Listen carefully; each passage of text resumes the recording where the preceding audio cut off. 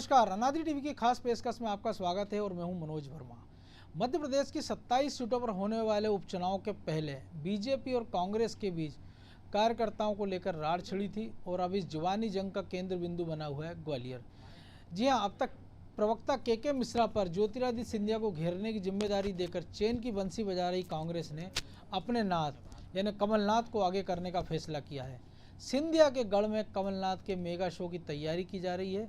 दावा है कि कमलनाथ का ये शो सबसे बड़ा होगा, लेकिन सवाल वही, शो करना है, शोशेबाजी करना है या वास्तविकता में सिंधिया को उनके गढ़ में चुनौती देकर वहाँ की 16 विधानसभा सीटों पर होने वाले उपचुनाव में कार्यकर्ताओं और नेताओं में उत्साह भरना है। वैसे कांग्रेस के नेता अभी से वहां सक्रिय होने का दावा कर रहे हैं। ग्वालियर चंबल के बड़े नेताओं में से एक डॉक्टर गोविंद सिंह चंबल सिंह का यात्रा पर निकल रहे हैं। ऐसे में क्या अकेले कमलनाथ सिंधिया को उनके गढ़ में चुनौती दे पाएंगे, इस पर सबकी नज़र होगी।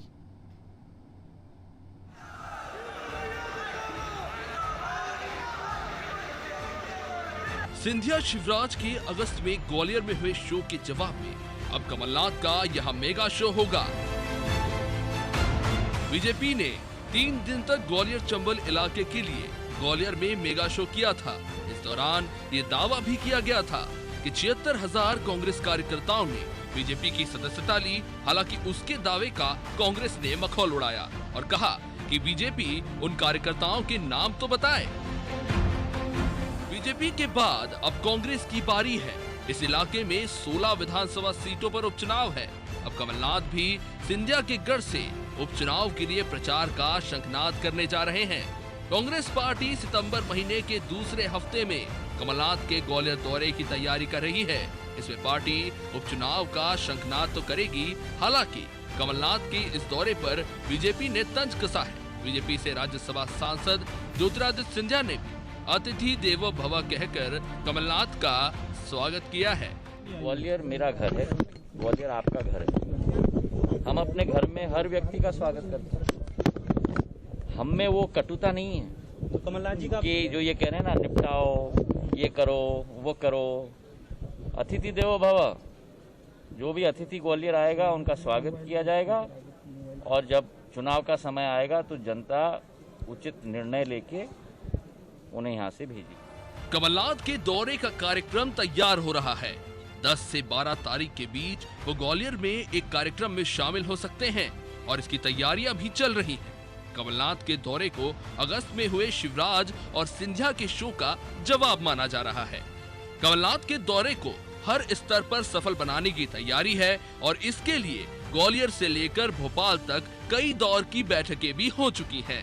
कमलनाथ के ग्वालियर दौरे के दौरान कांग्रेस पार्टी जिला, ब्लॉक, मंडल और सेक्टर स्तर के पदाधिकारियों के साथ बैठक कर चुनावी रणनीति तैयार करेगी। पार्टी ने इस दौरान सदस्यता अभियान चलाने का भी फैसला किया है। फिलहाल उसका फोकस ग्वालियर चंबल के उन नेताओं और कार्यकर्ताओं पर है जो बीजेपी से असंतुष्ट चल रहे हैं। कमलनाथ की मौजूदगी में उन लोगों को कांग्रेस की सदस्यता दिलाई जा सकती है। हालांकि कमलनाथ के अभियान पर राजनीतिक विशेषज्ञों की अलग राय है।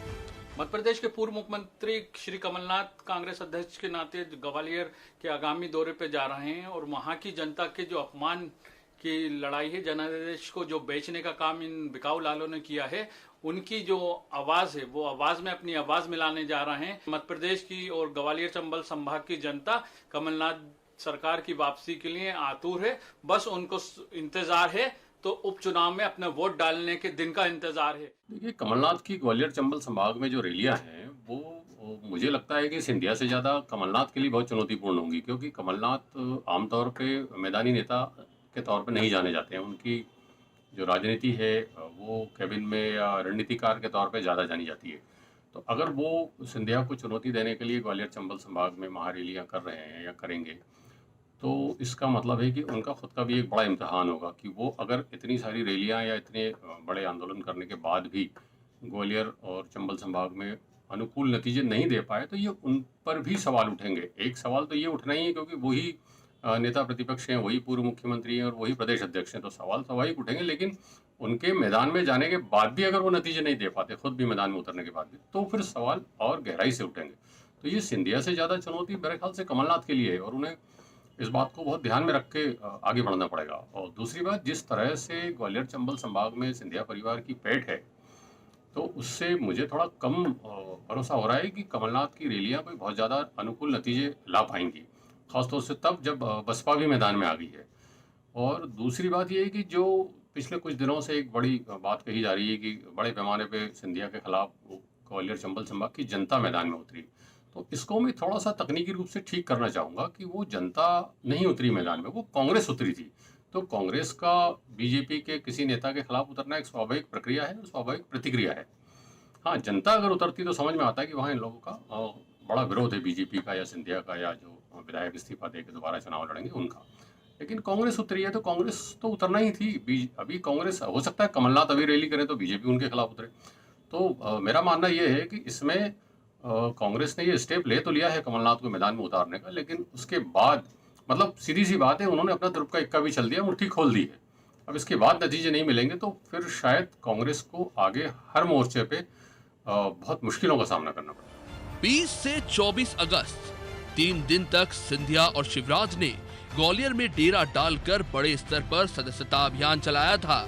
बीजेपी ने दावा किया था कि इस सदस्यता अभियान में 76,000 से ज्यादा कांग्रेस कार्यकर्ता बीजेपी में शामिल हुए हैं और यही कारण है कि अब सिंधिया शिवराज को कमलनाथ जवाब देने के लिए तैयार नजर आ रहे हैं और इसके लिए कांग्रेस पार्टी बड़े स्तर पर तैयारियां करने में जुटी हुई है ताकि कमलनाथ के दौरे के साथ ही सिंधिया को चुनौती और ग्वालियर चंबल की 16 सीटों पर कांग्रेस को मजबूत किया जा सके। Bureau report. तो सवाल यही कि क्या कांग्रेस के नाथ कमलनाथ व दमखम दिखा पाएंगे कि वह सिंधिया शिवराज की जोड़ी को चुनौती दे सकते हैं, और इस मुहिम में उनको किस किस नेता का साथ मिलेगा, क्योंकि अभी तो कांग्रेस में राग एकला गाया जा रहा है। इस मुद्दे पर चर्चा के लिए हमारे साथ स्टूडियो में मौजूद है अनादि टीवी के एसोसिएट एडिटर प्रभु पटेरिया और ब्यूरो हेड ब्रजेश चौक से। प्रभु जी, अतिथि देवो भव की इस परंपरा वाले देश में सिंधिया ने भी कहा अतिथि देवो भव। अतिथि उन्होंने कह दिया कि यानी बाहरी मान लिया कि आप अतिथि हैं, कुछ दिन रहेंगे और चले जाएंगे। और अब जब दौर ऐसा आ गया कि लोग पूछते हैं कि अतिथि कब जाओगे, तो इन सब के बीच क्या मान लिया जाए कि केवल रस्म अदायगी इस दौरे को मानी जाए कमलनाथ के, या वाकई में वो गंभीरता से इसको लेंगे, क्योंकि उनके जो सत्ता में वापसी का जो सपना है उसकी पूरी आस निराश सब कुछ ग्वालियर चंबल पर टिकी है। देखिए मनोज जी, ज्योतिरादित्य सिंधिया आज भारतीय जनता पार्टी में है, तो वो जो कह रहे हैं अतिथि देवो भव, तो जो आप जो कह रहे हैं कि अतिथि कब जाओगे वाली बात, तो उनका आशय यही है कि कमलनाथ तो मेहमान की तरह आएंगे और अपना जो भी शो है, जो भी कार्यक्रम वो करेंगे, उसको तो चले जाएंगे। कांग्रेस वहाँ पर कुछ कदम उठाने वाली नहीं सिंधिया के खिलाफ, या सिंधिया के जो कैंडिडेट खड़े हो रहे हैं उनके खिलाफ। ये कहने का आशय उनका इसलिए है यहाँ पर क्योंकि चुनाव मैदान में वो विरोधी दल के नेता के तौर पे मौजूद हैं। यदि सिंधिया कांग्रेस में होते तो शायद उनका स्वर दूसरा होता, दूसरी बात करते। जहाँ तक कमलनाथ की बात है, तो कमलनाथ यदि वहाँ जा रहे हैं तो कमलनाथ इसलिए जा रहे हैं कि उनको वहाँ चुनाव लड़ना है। बिल्कुल।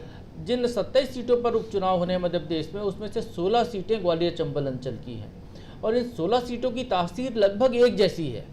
वो लगभग एक जैसा फैसला सुनाया था उन्होंने पिछले चुनाव में, वैसा ही फैसला वो यहाँ पर भी सुनाती हुई देख सकती हैं। तो इसलिए कमलनाथ का पूरा फोकस, यदि उनको वापस सरकार में आना है, जैसा कि कांग्रेस के नेता दावा कर रहे हैं, तो उनका पूरा फोकस ग्वालियर चंबल अंचल में ही होना चाहिए था। और यदि वो वहाँ पर खुद प्रेजेंस अपना दिखाने जा रहे हैं तो इसका मतलब है कि वो उसको गंभीरता से ले रहे हैं। अब कांग्रेस की बाकी की टीम क्या करती है, ये इस पर खासा निर्भर होगा कि नेता आएगा, नेता तो एक चार्ज करने की कोशिश करेगा, चार्जर लगाएगा। अब बैटरी में बैकअप कितना है कांग्रेस के कार्यकर्ताओं का या स्थानीय नेताओं का, तो उस हिसाब से उनका परफॉर्मेंस होगा। बिल्कुल। यदि हम दिग्विजय सिंह की बात करें तो वो भी उस क्षेत्र में लगातार दौरे कर रहे हैं, लेकिन दिग्विजय सिंह चूंकि साइलेंट वर्कर की भूमिका में रहते हैं, खुलकर सामने नहीं आ रहे हैं, गुपचुप दौरे करते हैं, मंदिरों में जाते हैं, कमराबंद बैठकें करते हैं, तो वो दिग्विजय सिंह की एक अपना तरीका है काम करने का, क्योंकि उनका खासा प्रभाव उस क्षेत्र में है।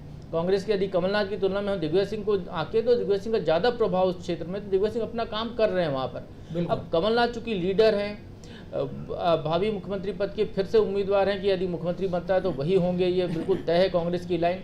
तो इसलिए कमलनाथ तो वो चेहरा है जिसके आगे रखकर लड़ाई लड़नी है, तो वो चेहरा वहाँ पर सामने पहुँच रहा है। वो अपनी टीम को चार्ज करेगा वो कि वो आप आइए, मैदान में उतरिए, क्योंकि भारतीय जनता पार्टी एक अपना शो दिखा चुकी है 3 दिन का। बिल्कुल। यदि भाजपा ने दावा किया कि 76,000 से ज़्यादा कांग्रेस कार्यकर्ता उनके पास आ गए, तो कांग्रेस के पास जिम्मेदारी है कि कांग्रेस ये बताए कि भारतीय जनता पार्टी के 1 लाख से ज़्यादा कार्यकर्ता वो ले आई है, तो कुछ दम दिखता है इसमें। यदि वो वहाँ के दौरे में या वो वहाँ जाकर ये साबित करें कि वो 76,000 का जो दावा कर रहे हैं उसमें से 76 भी कांग्रेस के वास्तविक कार्यकर्ता नहीं थे, बिल्कुल, तो भी वो समझ में आएगा कि भाई हाँ वाकई में कांग्रेस ने भारतीय जनता पार्टी के चैलेंज को स्वीकार किया। यदि वो फौरी दौरा जैसे कमलनाथ जी करते रहे मुख्यमंत्री रहने के दौरान या पहले भी, तो वैसा दौरा होता है कि वो जाएंगे, मंच सजेगा, मंच पर खड़े हो गए, कमलनाथ जी ने अपना भाषण दिया। उनके जब वो मंच पर पहुंचते हैं तो उसके पहले कोई और भाषण नहीं दे सकता है। कमलनाथ जी के साथ ये है कि किसी और का भाषण नहीं होता, सीधे मंच पर अपना भाषण देते हैं। भाषण दिया, उसके बाद वो मंच से उतर कर 2-4 लोगों से हाथ मिलाया, वो चले गए। यदि वो ऐसा उनका जो परंपरा रही है, यदि उसी परंपरागत ढंग से वो यदि वहाँ पर उतर रहे हैं कांग्रेस के लड़ाई लड़ने के लिए, तो शायद कांग्रेस को अपनी लड़ाई पहले ही हार चुकी है, ये मान लेना चाहिए। पहले ही लड़ाई हार चुकी है कांग्रेस, ब्रजेश जी कह रहे हैं, प्रभु जी। और निश्चित तौर पे क्योंकि जिस प्रकार से उन्होंने शुरुआत में से लड़खड़ाहट दिखाई, फिर लगा कि वो तेज़ दौड़ेंगे, लेकिन फिर वो चलना भी अभी शुरू नहीं किया और अचानक से फिर वो कह रहे हैं कि हम 100 मीटर की फर्राटा रेस दौड़ेंगे और इस जंग को जीत लेंगे। तो क्या वाकई इतना आसान होता नज़र आएगा कि अगर आप जाएंगे, वो खबरें कि 1 लाख कार्यकर्ता जुटेंगे या 1 लाख लोगों की भीड़ जुटाएंगे और एक सभा संबोधित करेंगे, लेकिन अकेले एक क्षेत्र में ये शो कर देते हैं आप, तो क्या पूरा इम्पैक्ट बाकी जगह जाएगा? हालांकि जो प्रभु जी कह रहे थे कि तासीर लगभग सब एक जैसी है, लेकिन निश्चित तौर पर हर विधानसभा क्षेत्र का एक मुद्दा भी होगा। जो बागी हैं उनके अपने मुद्दे होंगे, उनकी अपनी समस्या होंगे, उनके अपने वादे होंगे, और उन्होंने जो कमिटमेंट अपने पिछले कार्यकाल में रहे थे, जब वो कांग्रेस से चुनाव जीते थे तब जो वादे किए थे, और अगर इस सरकार में जब उन्होंने सरकार गिराई और बीजेपी से अगर वो कोई कामकाज करा रहे होंगे, किसी रोड का, किसी बांध का, किसी सड़क का, किसी फैक्ट्री का वगैरह वगैरह, तो वो दिखाने को भी होगा कि देखिए पिछली सरकार में ये नहीं हो पाया था, इस बार ये कर रहे हैं। तो इन सब के बीच कमलनाथ की अगर रैली होती है, भाषण होते हैं, तो वो कहीं इसके मुकाबले टिकेंगे? मनोज जी, आपने सही कहा है। वैसे भी आपने देखा होगा कि कोई भी गाड़ी आप चलाते हो तो एकदम टॉप गियर में नहीं डालते हो। फर्स्ट गियर डालोगे, सेकंड गियर डालोगे, फिर टॉप में डालोगे, मतलब थर्ड गियर डालोगे तब रफ्तार पकड़ती है आपकी गाड़ी। लेकिन कांग्रेस के साथ ऐसा हो नहीं रहा है। वो एकदम मैदान में उतरे, रैलियाँ शुरू कर दी हैं, तो वो टॉप गियर में चलना चाह रहे हैं, जबकि टॉप गियर में आप तब चलोगे जब स्टेप बाय स्टेप चलोगे। बिल्कुल। तो उनके साथ सबसे बड़ी समस्या यही। अभी आप देखें, कमलनाथ जी नेता प्रतिपक्ष भी हैं, अध्यक्ष भी हैं। दूसरा क्या, उनके पास ऐसा फेस वैल्यू नहीं है उनकी जनता में जो अपील करे। आज की तारीख में कांग्रेस के पास ऐसा चेहरा नहीं है जिससे देखकर मतदाता वोट करें। दिग्विजय सिंह को आप सामने ला नहीं सकते हो, वो साइलेंट, जैसा कि कहा है कि पटेरिया जी ने, कि वो साइलेंट वर्कर के रूप में काम कर रहे हैं, पर्दे के पीछे से काम कर सकते हैं। वो पर्दे के पीछे वो हैं आपके दिग्विजय सिंह जी, पर्दे पे आपके मैन जो हैं कमलनाथ जी हैं। वन मैन आर्मी हो गई है कांग्रेस आज की तारीख में, कमलनाथ के पीछे सब हैं। ना अजय सिंह आपको कहीं दिखाई दे रहे हैं बड़े नेताओं में, ना आपको सुरेश पचौरी जी कहीं दिखाई दे रहे हैं। जो छत्रपों की पार्टी कही जाती थी कांग्रेस, आज की तारीख में सारे छत्रप पीछे हैं। और जो एक चेहरा था ज्योतिरादित्य सिंधिया का, बिल्कुल, उनके क्षेत्र में कांग्रेस अब जा रही है। मतलब वो कह रहे हैं कि मेहमान हैं आप हमारे, और मेहमानों का जैसे स्वागत करेंगे और इसके बाद मेहमान चले जाएंगे। तो सही कह रहे हैं, अतिथि देवो भव। वो स्वागत करने के लिए वहाँ खड़े हुए हैं क्योंकि उनका घर है, और किसी को उसके घर में जाके चुनौती देना बड़ी टेढ़ी खीर है। उसके लिए पूरी तैयारियों के साथ जाना पड़ता है। यदि आप किसी के किले पे हमला करने जा रहे हैं मनोज जी, तो पूरे दल बल के साथ जाना पड़ेगा। एक मतलब आपका सैनिक है, वो सैनिक जाके आपको वो कर देगा, पूरा किला जीत आएगा, तो ऐसा संभव नहीं है। तो सैनिकों के सहारे किला जीतने की कोशिश तो हमेशा होती है प्रभु जी, लेकिन एक बड़ी बात है जो आपने कहा कि वो कार्यकर्ताओं को चार्ज कर रहे हैं, लेकिन ग्वालियर चंबल के जितने बड़े नेता भी आज की तारीख में कांग्रेस में हैं, दिग्विजय सिंह जरूर भिंड गए थे, मुरैना गए, ग्वालियर गए थे, कमलनाथ जाने वाले हैं। लेकिन अगर हम बात करें अशोक सिंह की, जो कि प्रदेश उपाध्यक्ष थे, वो उनको बाद में जिला अध्यक्ष बना दिया, वो भी 5-6 लोगों की भीड़ में शामिल हो गए।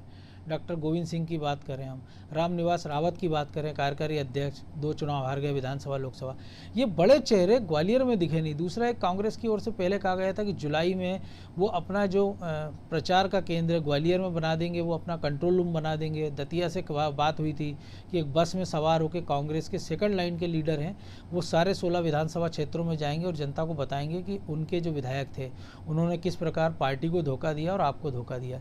लेकिन जुलाई के बाद अगस्त बीत गया और सितंबर आ गया है, लेकिन ना कंट्रोल रूम बना है, ना नेता कंट्रोल में दिख रहे हैं, ना नेता दिखाई दे रहे हैं। तो इन सब चुनौतियों के बीच अगर एक नेता जाता भी है, चार्ज भी करने जाएगा, लेकिन आपको लगता है कि जो छोटी छोटी फुलझड़ी हैं, उनको अगर वो चार्ज करते हैं, या छोटे छोटे जो कह सकते हैं बल्ब हैं वो चाइनीज झालर वाले, उससे वो इतनी रोशनी कर पाएंगे कि वो सामने वाली विपक्षी पार्टी को, सत्तारूढ़ पार्टी को चकाचौंध कर पाएँ? देखिए मनोज जी, यदि आप बल्ब की बात करें तो आजकल एलईडी का ज़माना है, और एलईडी कम पावर में ज़्यादा रोशनी देती है और लंबे समय तक चलती है। अब लंबे समय तक चलने वाली जो बात है, तो कांग्रेस के कार्यकर्ता वहाँ पर जो थे लंबे समय चलने वाले, वो अब कांग्रेस के साथ है नहीं। बिल्कुल। क्योंकि यदि माधवराव सिंधिया के ज़माने से देखें, दिवंगत माधवराव सिंधिया जब थे, तब से लेकर ज्योतिरादित्य सिंधिया के ये जो 18-19 साल हैं, कांग्रेस वहाँ पर सिंधिया के मार्फत ही चली है। वहाँ पर कोई और नेता ने अपना प्रभाव जमाने की कोशिश नहीं की उस अंचल में, जो उनका प्रभाव क्षेत्र रहा है सिंधिया घराने का। वो जो चाहते थे वही वहाँ कांग्रेस के निर्णय होते थे, वो चाहते थे वही नेता आगे बढ़ते थे, वो जिसे चाहते थे उसे टिकट मिलता था, वो जिसे चाहते थे उसे वोट मिलता था। तो तमाम तरीके के जो वहाँ पर कांग्रेस के जो कुछ भी कार्यक्रम रहे होंगे, वो सारे के सारे सिंधिया परिवार के मातहत ही होते रहे। अब जो सिंधिया से जुड़े हुए लोग थे उनके घराने से, वो ज़्यादातर लोग यदि जैसा बीजेपी के दावे को सच माने तो 76,000 लोग यदि वहाँ पर कांग्रेस छोड़कर भारतीय जनता पार्टी में चले गए, तो कांग्रेस को वहाँ पर अपनी बकत बनाने लिए, अपने लिए जो छटे हुए, जो छलनी के बाद जो नीचे बचे हुए लोग हैं, वही हैं जिनके दम पर उसको अपनी लड़ाई लड़नी है। बिल्कुल। अब उनके पास ये 5 महीने का एक अच्छा अवसर था कि अपनी टीम खड़ी कर सकते थे। वहाँ पर कांग्रेस ने कोशिश भी की होगी। यदि हम कमलनाथ की रणनीति की बात करें, तो कमलनाथ पेपर वर्क में खासे माहिर नेता हैं। वो अभी भी कह रहे हैं कि सर्वे उनके इस पक्ष में है कि वो 27 में से 27 सीटें जीत रहे हैं।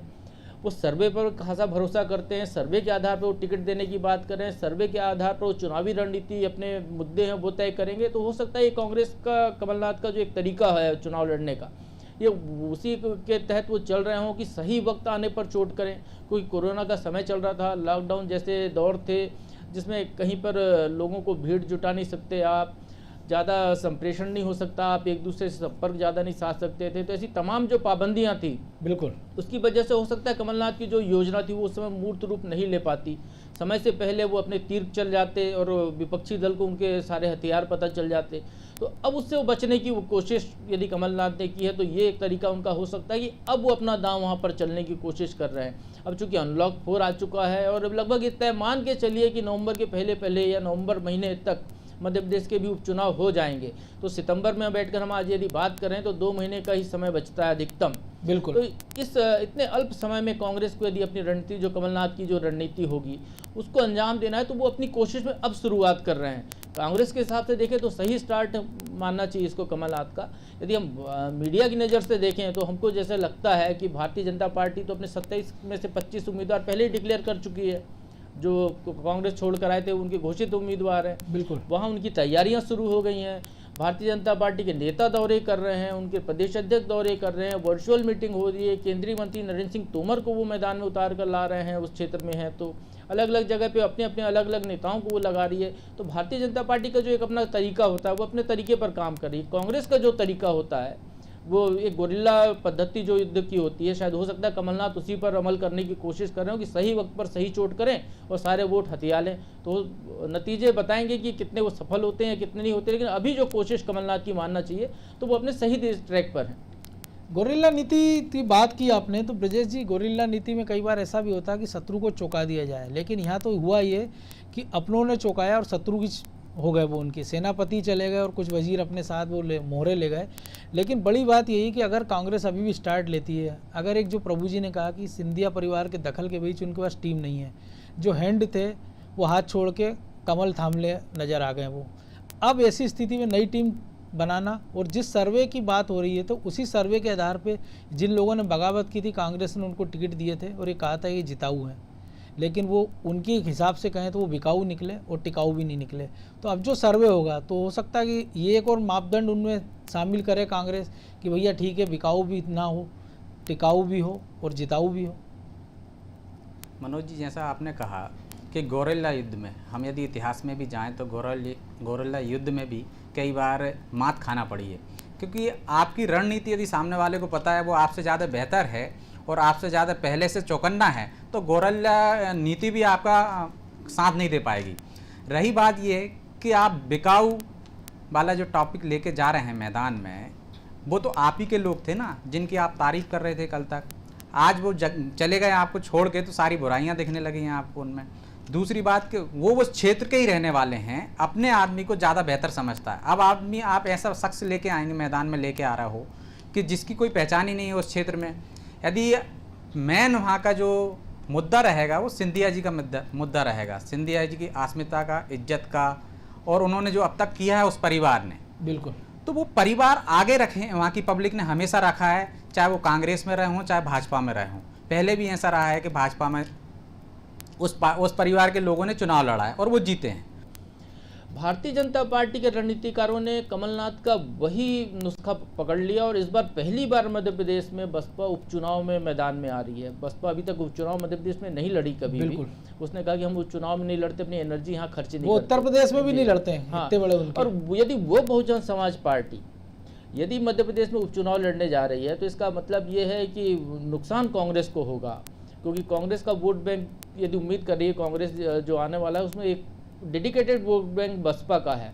वो यदि बसपा में चला गया तो फिर भारतीय जनता पार्टी और सिंधिया प्लस भाजपा हो रही है वहाँ पर, बिल्कुल, तो वो भारी पड़ सकती है कांग्रेस पर। तो ये एक तोड़ कमलनाथ जी को इसका सोचना होगा, कहीं ना कहीं वो सोचेंगे। और जिस तरीके से बात हो रही थी बिकाऊ टिकाऊ जिताऊ की, तो 2018 के एक उम्मीदवार का जिक्र मैं यहाँ पर करना चाहूँगा। जी बिल्कुल। 2018 में वाराणसी से कमलनाथ ने प्रदीप जायसवाल का टिकट काट दिया था, जो उनके खास समर्थक थे, 3 बार के विधायक थे। उनका टिकट काटकर उनने भारतीय जनता पार्टी से लाए हुए व्यक्ति संजय सिंह मसानी को उम्मीदवार बनाया था। उन्होंने कहा था कि प्रदीप जायसवाल नहीं जीत सकते, बिल्कुल, लेकिन नतीजा क्या आया? नतीजा ये आया, प्रदीप जायसवाल निर्दलीय चुनाव जीते। कमलनाथ को उनको मंत्री बनाना पड़ा अपनी सरकार में, और अब वो भारतीय जनता पार्टी की सरकार में भी वो लगभग कैबिनेट मंत्री की हैसियत पर एक निगम के अध्यक्ष बने बैठे हैं। बिल्कुल। तो सर्वे कई बार ऐसे नतीजे भी दे जाते हैं कि आप जो दांव खेलते हैं वो दांव उल्टा भी पड़ सकता है। तो ये स्थिति यहाँ पर भी हो सकती है। तो सर्वे अकेले का कोई महत्वपूर्ण योगदान नहीं है, जमीनी जो जमावट है, उस क्षेत्र की तासीर है, वहाँ की जनता का मूड क्या है, वहाँ के समीकरण क्या बन रहे हैं, वो सारे फैक्टर चुनाव में काम करते हैं। बिल्कुल, निश्चित तौर पर इसके लिए थोड़ा सा इंतजार करना होगा। बहरहाल बहुत शुक्रिया आप दोनों का। तो कमलनाथ दौरे पर जाएंगे, अब वो क्या माहौल बनाते हैं, क्योंकि हमने देखा था कि जब वो प्रदेश अध्यक्ष बन के आए थे, इसके बाद उन्होंने कांग्रेस में एक जान फूंक दी थी। लेकिन इस कांग्रेस में जान फूंकना एक बड़ी टेढ़ी खीर है, क्योंकि खासतौर से ग्वालियर चंबल की बात करें तो सारे बड़े दिग्गज नेता बीजेपी के साथ चले गए हैं, और जो उनका एक बड़ा चेहरा था ज्योतिरादित्य सिंधिया, वो उनके खिलाफ मोर्चा संभाले हुए हैं। और उन्होंने कहा भी है कि अतिथि देवो भव। अब अतिथि का स्वागत तो हो गया, अब देखना ये होगा कि अतिथि को मान सम्मान के साथ विदाई मिलती है, या कि जैसा कि आज के दौर में कहते हैं कि अतिथि तुम कब जाओगे। और इन सब के भी सिंधिया का ये कहना कि सब कुछ फैसला जनता ही करेगी। तो निश्चित तौर पर पूरे प्रदेश में जो 2018 में हुआ था वो भी जनता का फैसला था, 2019 में भी जो हुआ वो भी जनता का फैसला है, और 2020 में जो कुछ होगा वो भी जनता का फैसला होगा। लेकिन 2018, 19 और 20 का फ़र्क है कि लीडरशिप पर लोग वोट करने गए थे। 19 में भी हमने देखा था, 18 में भी देखा था, 20 में भी मुद्दे क्या होंगे, चेहरा कौन होगा ये सबको पता है, मुद्दे क्या होंगे ये भी सबको पता है। अब उनमें से ये कि किस चेहरे के प्रति जनता का भरोसा जागता है और किन मुद्दों पर जनता अपनी मोहर लगाती है, ये दिलचस्प होगा। सत्ता के फाइनल में आज इतना ही। मुझे दीजिए इजाज़त और आप देखते रहिए अनादि टीवी। नमस्कार।